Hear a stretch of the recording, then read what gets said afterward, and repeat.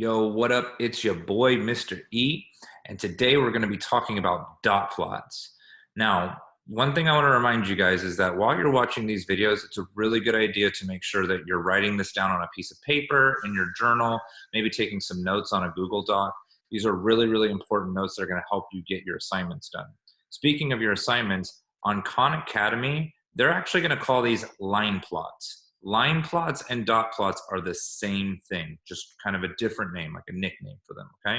So if you see the word line plot, it's the same thing as a dot plot, okay? So let's talk a little bit about dot plots. Here's a couple examples of dot plots. Yesterday, we talked a little bit about the differences between quantitative and qualitative data. Over here on the left, we have an example of dot plots that are using quantitative data. So you can see in these two dot plots, they're comparing the differences between how many hours of exercise have been done rather than how many hours of video games. As guys can see, it seems like more people are playing video games than exercises. Maybe this was a dot plot made of all the students during this e-learning process is we're staying home, we're playing more video games rather than exercising. On the right, though, we have an example of qualitative data.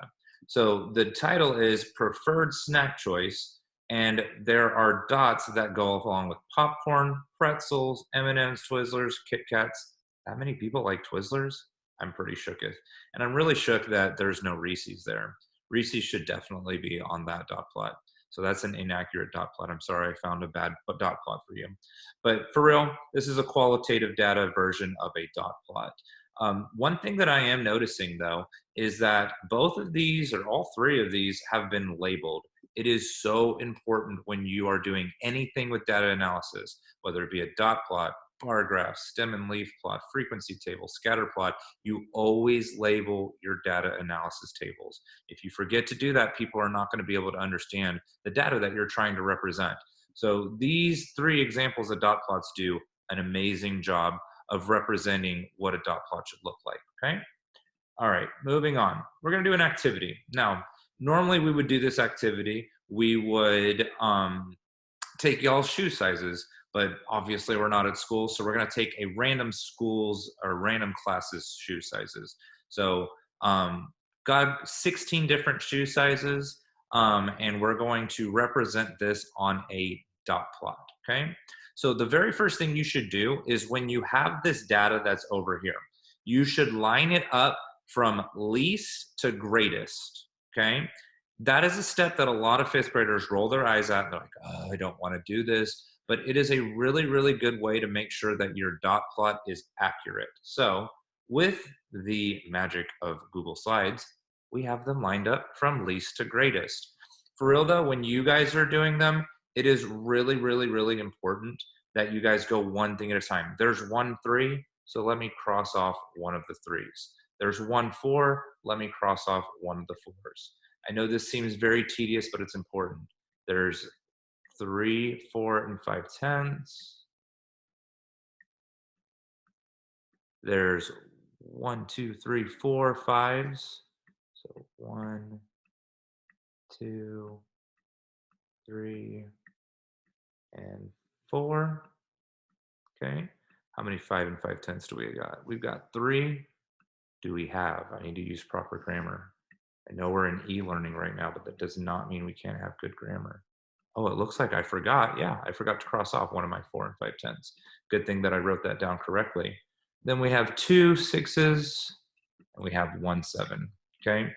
I know that was really, really riveting content, and you're sure you're going to go back and watch that over and over again. But it is really important. Line them up least to greatest. Make sure that you're crossing off as you go. It takes time, but you can even see in this video, it took me like 30 seconds at the most. Check me on that one though, okay? All right, so another thing that I'm noticing is that we've already kind of been given this dot plot to draw. When you do a dot plot, it's just like a line graph, okay? You draw a straight horizontal line and you make tallies in between. Something that I'm noticing though is that our dot plot has been made with empty spaces in between. Now, what I think to myself is, what is halfway between 3 and 4? You guessed it, it is 3 and 5/10.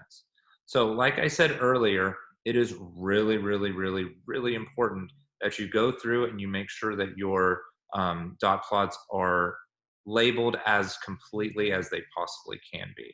You don't want to leave blank spaces. You don't want to not have a title. Those are things that make it where your data is not as reliable. Okay. So now what we're going to do is we are going to put dots for each of these shoe sizes. Now, something that's important when you're making these dots is you want to try your best to make your dots the same size, and you want to try to make your dots line up with each other.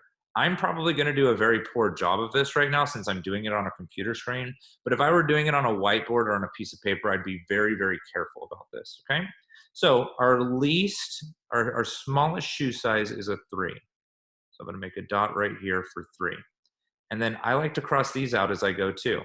I have 1, 3. I also have 1 at 4.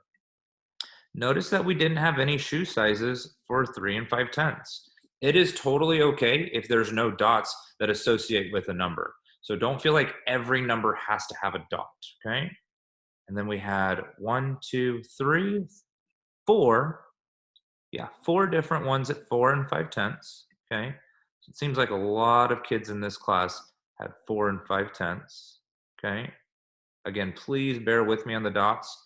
Try your hardest to make them the same size and have the same spacing in between them, okay? So we had 4 students that had 4 and 5/10. I think we also had, 4 students with the size of a 5. Okay.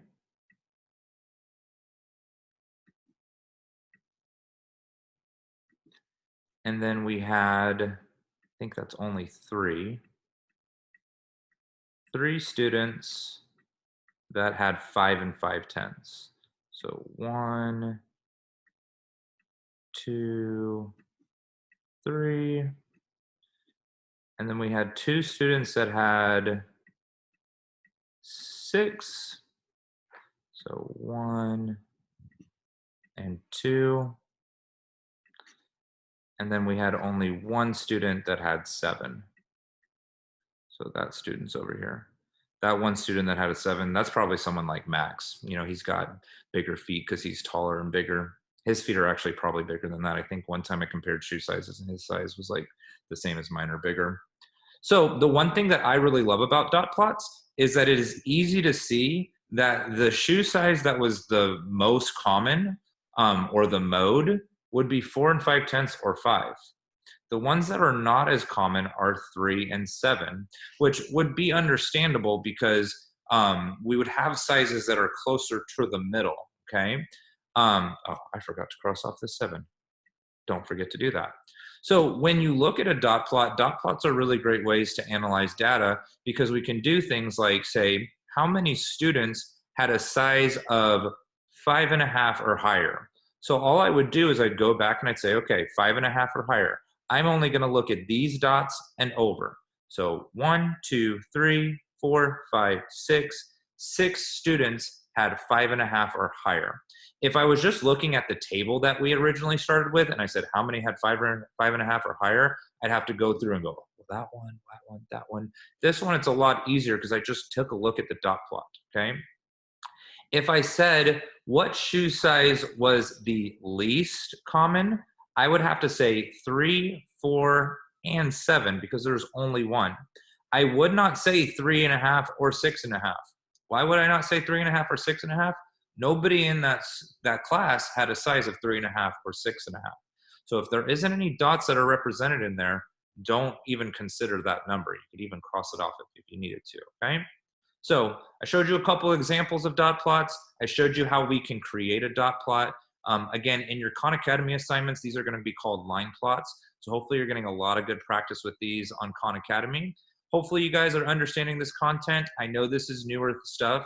So if you need to talk to your teacher, get a hold of them, email them, Zoom them, whatever you need to do so you can get a little bit more practice with dot plots. Hope this made sense. Hope you're enjoying the class. We love you guys and we'll see you guys later. Bye.